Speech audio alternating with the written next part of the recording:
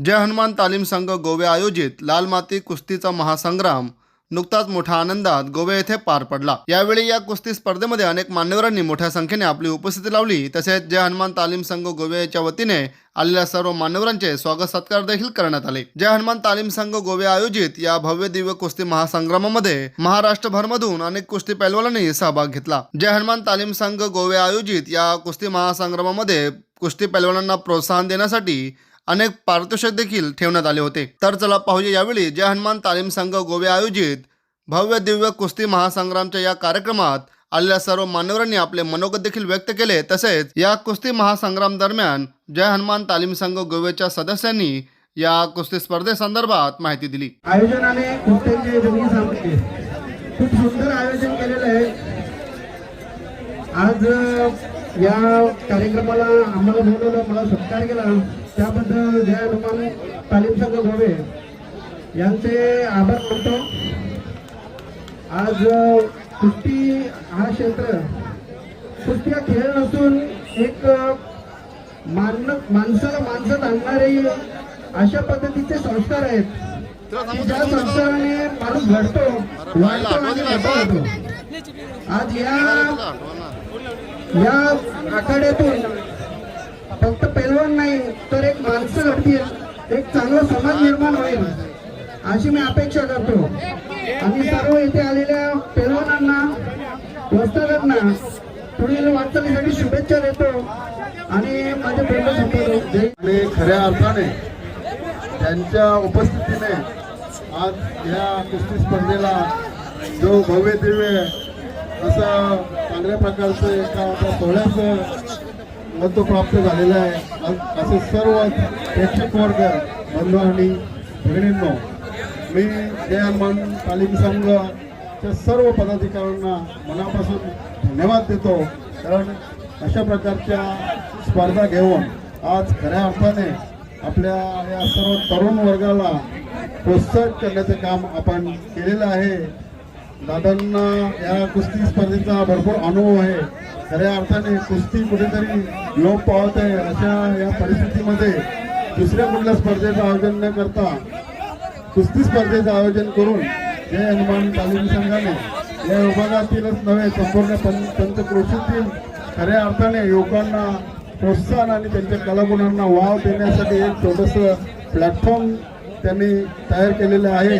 मगाशी विष्णू पाटील सरांनी सांगितलं, या स्पर्धेला ज्यांची उपस्थिती होती असे शिवछत्रपती पुरस्कार सन्माननीय जयनजी लोखंडे साहेब, त्याचबरोबर या विभागाचे राष्ट्रीय पैलवान दीपक ठाकरे असतील, त्याचबरोबर गोळेगावचे सुपुत्र दीपक पाटील असतील आणि सर्व कुस्तीप्रेमी खऱ्या अर्थाने या खेळामधून त्यांनी राष्ट्रीय पातळीवर आपल्या गावाचंच नव्हे तर संपूर्ण या ठाणे जिल्ह्याचं नाव अजरामर केलेलं आहे। असे खेळाडू मगाशी या पिंपळगावचे सुपुत्र सन्माननीय मधुराम मामा भोईर साहेब यांनी कुस्ती क्षेत्रामध्ये चांगलं नावलौकिक करून त्यांना रेमंड सारख्या कंपनीमध्ये सेवा करण्याची संधी दिलेली होती। त्याचबरोबर दीपक पाटील असं, दीपक ठाकरे असो, यांनाही शासकीय सेवेमध्ये चांगल्या प्रकारचा मान या कुस्ती स्पर्धेमध्ये मिळालेला आहे। मी मनापासून या हनुमान तालीम संघाला धन्यवाद देतो। कारण नवीन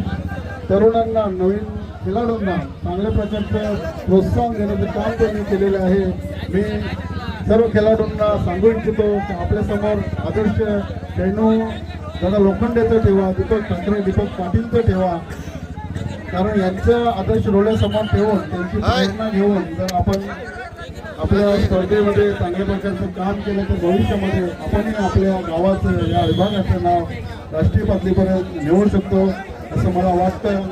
मित्रांनो, ही स्पर्धा म्हणजे यश आणि अपयश, प्रत्येक स्पर्धेमध्ये अपयश आणि यश प्रत्येकाला येत असते। अपयश ही यशाची पायरी असते। यश ही गुणवंत असतो, अपयश ही गुणवंत असतो। आपल्या अपयशामागे पुढील यशाची खऱ्या अर्थाने चाहूल लागलेली असते।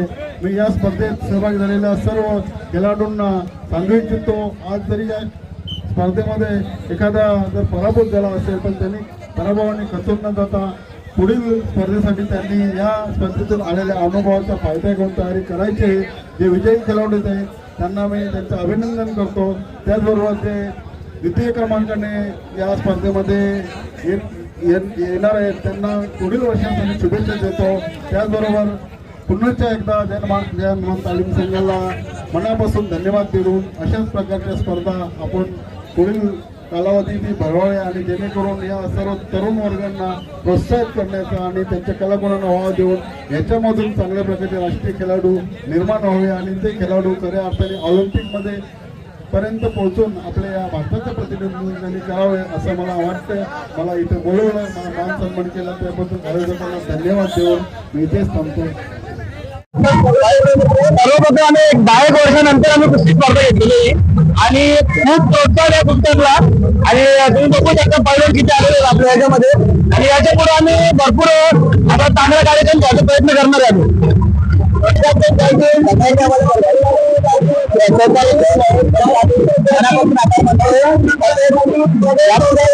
आता दुखत आहे आणि जोशाने आम्ही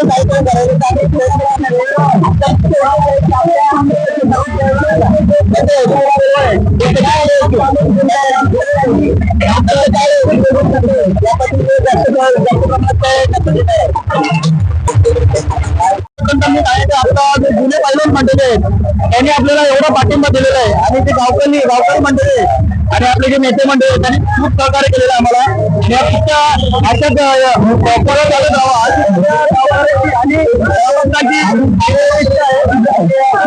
कार्यक्रम आपण घ्यायचा प्रयत्न पैलवानांना असं आहे की आम्ही चांगली कुस्ती झाली की इनाम जर 5,000 असलं तर जवळजवळ दुसऱ्याकडे कसं आहे कुस्ती 5,000 हजार रुपये देऊन जातं पण आपला असं पैलवानाला सन्मान देणार आम्ही 2,500 रुपये पूर्ण बक्षीस देणार. अजून चांगलं वाटलं तर अजून इनाम वाढून बक्षीस देण्याचा प्रयत्न करू का तर चांगला पैलवान अजून घडेल हेच आमचा हेतू राहणार. दुसरा काय भिवंडी तालुक्याच्या पैलवानाला एवढं संदेश देईन की जास्तीत जास्त आपले नॅशनल इंटरनॅशनल लेवलला जसे पैलवान आपले तरवली गाव झालं, भोवेगाव झाला, कोणगाव या आजूबाजूचे पिंपळघर असे भरपूर गाव आपली जे कुस्तीमध्ये आहेत त्यांनी जास्तीत जास्त सराव करून आणि याच्या पुढे नॅशनल इंटरनॅशनल लेवलला जावा, ऑलिम्पिक पर्यंत जावा हीच आमची इच्छा राहणार आहे. बस याच हेतूने आम्ही हा कुस्ती आखाडा घेतलेला की जास्तीत जास्त गावांमध्ये असा कुस्तीचा आखाडा भरो आणि जे आपले छोटे मल्ल आहेत आणि उत्तरू जेवढे मल्ल आहेत ते जास्तीत जास्त वाढतील आणि आपल्या वरच्या लेवलला जातील, आपल्या जिल्ह्याचं, आपल्या तालुक्याचं